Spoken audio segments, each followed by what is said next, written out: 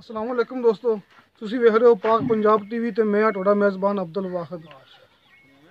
सब तो पहले अपने चैनल करो सबसक्राइब ते नाल ही बेल आइकन करो ओके, ताकि हर आने नई वीडियो दा नोटिफिकेशन तुहाडे तक पहुंचे, तुसी वो वीडियो वेख सको सब तो पहले। दोस्तों अज भी असीं तुहाडे वास्ते माशाअल्लाह सज्जो सूई मझ दी वीडियो लेके हाजिर होए तो उम्मीद करांगा तुहानूं बड़ी पसंद आवेगी। आओ कैमरामैन साहब दा तसल्लियां करा दिओ। लो दोस्तों आ मझ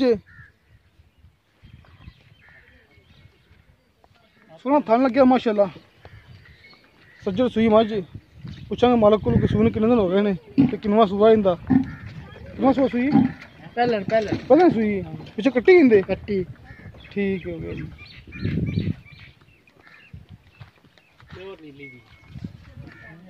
ऐ देखो दोस्तों सोने मोटे मोटे थान चंगा सोना मछला वाना।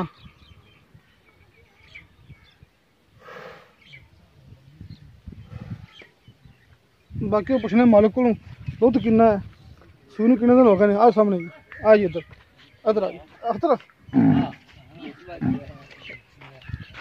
आयो जी। अच्छा भैया ने इन सूई किन्ने दिन हो गए ने? तीसरा चौथा दिन हो गया।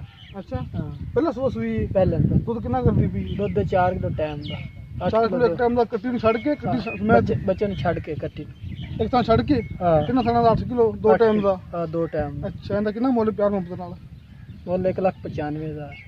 1,95,000 हां जी बड़ा घना मुੱਲ कीते शहर और किन्ना करी जेजत कर यार जायज कर लिसा किन्ना हुणे कर दे थोड़ा जा 90 कर लो।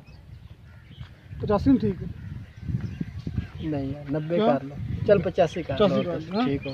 बाकी और मजीद करेंगे प्यार मोहब्बत ठीक कर लिसा। तो दोस्तों 1,85,000 भाई ने मुੱਲ ਕੀਤਾ ਹੈ ਤੇ ਆਪਾਂ ਪਿਆਰ ਮੁਹੱਬਤ ਕਰਵਾ ਲਾਂਗੇ।